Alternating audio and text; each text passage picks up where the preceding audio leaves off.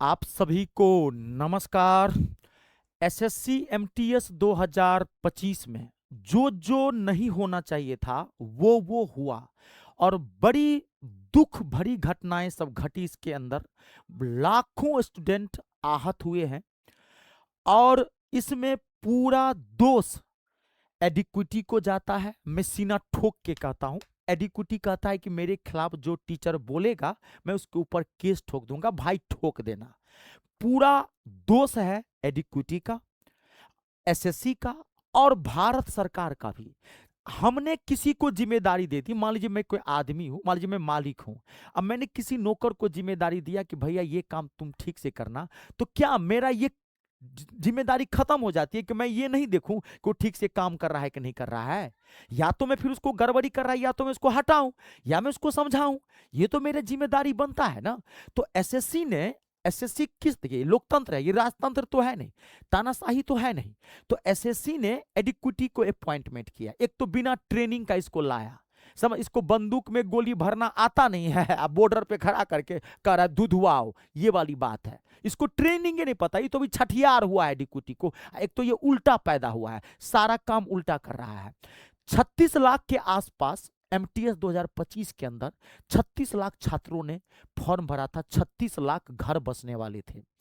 एडिक्विटी ने मात्र 18 lakh student appear हुए हैं। ये मैं नहीं बता रहा हूं, एडिक्विटी का इंफॉर्मेटिव वेबसाइट आप खोलिए, वहां पर एक डिस्क्रिप्शन बॉक्स में आया हुआ है। ये एडिक्विटी बताया है कि 36 लाख में से 18 से 19 लाख स्टूडेंट मात्र अपियर हुए हैं। या आप भी सर्च करते हैं या आप गूगल पे जाकर के भी आप सर्च करते हैं, कल आप बोलेंगे कि इस बार कितने अपियर स्टूडेंट हुए, गूगल तुरंत बता देगा। गूगल किसी चीज को इंफॉर्मेटिव, आप इंफॉर्मेशन को तुरंत अपने साइट पे डालता है। गूगल पे पूछिए, 18 से 19 लाख के बीच में बच्चे जो है इसमें बैठे। अब बाकी जो बचा 36 लाख में लगभग 18 लाख और बचा। 18 लाख में 4 से 4.5 लाख स्टूडेंट ने स्लॉट बुक ही नहीं कर पाया क्योंकि उनको जानकारी नहीं थी। चलिए तो खैर उसमें उनका भी फॉल्ट है, मान लेते हैं 1%।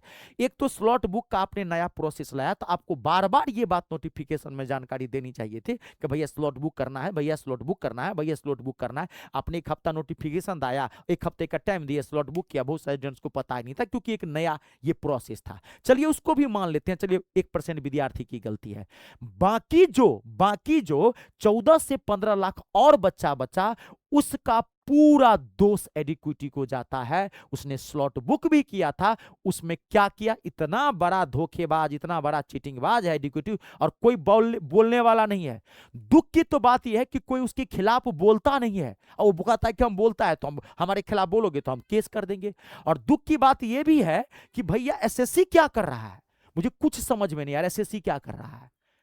ऐसे ऐसे स्टूडेंट का एडमिट स्लॉट बुक कराया, स्टूडेंट स्लॉट बुक किया। बिहार का स्टूडेंट है, पटना स्लॉट बुक वाला, पर्सनल सेंटर डाला, उसको कर्नाटक भेज दिया। फिर देखिए फिर क्या नौटंकीबाजी किया, कर्नाटक से फिर उसको बुला के ले आया। ऐसे लाखों की संख्या में स्टूडेंट है जिसका एडिक्विटी ने एडमिट के इधर का किसी का तो एडमिट नहीं बेकार बेटा। जहां जहां गड़बड़ी हुई वहां पर आरोप लगा तो उस पर दोबारा री एग्जाम तो करवाए, हो गया खत्म। बहुत सारे स्टूडेंट्स ऐसे हैं जो वेट कर रहा है मेरा एग्जाम होगा, एडमिट कार्ड आएगा, आया नहीं। एडमिट कार्ड में इतनी गड़बड़ी किया है जिस वजह से 18 लाख स्टूडेंट नहीं दे पाए हैं। इसका जिम्मेदार कौन होगा? इसको जवाब देना पड़ेगा एडिक्विटी को। मैं आपको एक आध मैसेज दिखाता हूं, मैं ज्यादा टाइम नहीं लूंगा। आप दहल जाइएगा। एक ऐसा, ये कि मैसेज नहीं, मेरे YouTube चैनल पे ऐसे हजारों मैसेज है स्टूडेंट का, एडिक्विटी आए। अब मैं दिखाता हूं सीना ठोक के। ये देखिए इस विद्यार्थी का दर्द।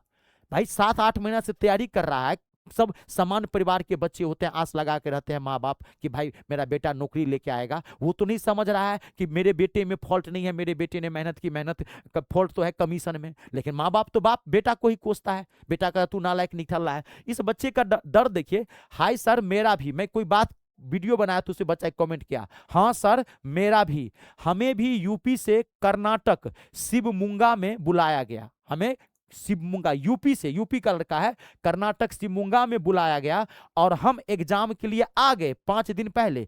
फिर एग्जाम के 1 दिन पहले, यानी कि इस लड़के का मुझे पता है, मैं इससे बात किया था, 19 फरवरी को इसका एग्जाम था। 1 दिन पहले 18 को, 1 दिन पहले मेरा सेंटर पटना बिहार में कर दिया। बताइए सर अब हम कैसे जाएंगे? 1 दिन में यहां से बुला कर यहां कर दिया और मेरा एग्जाम छूट गया। बच्चा ट्रेन में है, कैसे आएगा? 2.5 से 3 दिन लगता है जाने में। लाखों स्टूडेंट की यही साथ हुआ है, स्लॉट बुक करने के बावजूद भी स्टूडेंट नहीं दे पाया। क्यों? कि नौटंकीबाजी किया, अब कोई बोलने वाला नहीं है। यही तमाशा चलता है हिंदुस्तान के अंदर।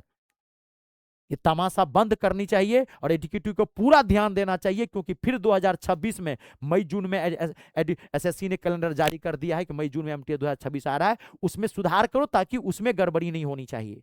और आप लोग साथ दीजिए। देखिए हिंदुस्तान में ना, मैं ये नहीं कहता हूं पढ़ाई मत छोड़िए, पढ़ाई भी करिए, नौकरी भी लेंगे और एडुकेटिव का तेल भी निकालेंगे, इसको सुधार के भी रखेंगे। हक की लड़ाई लड़नी पड़ती है, पढ़ाई करते रहिए और लड़ते रहिए। हिंदुस्तान में हक की लड़ाई लड़नी पड़ती है, आपको हक मिलेगा नहीं, यहाँ पे छीनना पड़ता है। तो इस वीडियो को इतना शेयर करिए ताकि ससुरा के नाती के यहाँ पे बम की तरह ये फूटे, ताकि लगे कोई टीचर है जो मेरे खिलाफ बोल सकता है, केस करेगा तो कर लीजिए, देख लेंगे हम भी। चलिए, जय जवान, जय किसान, जय हो हिंदुस्तान।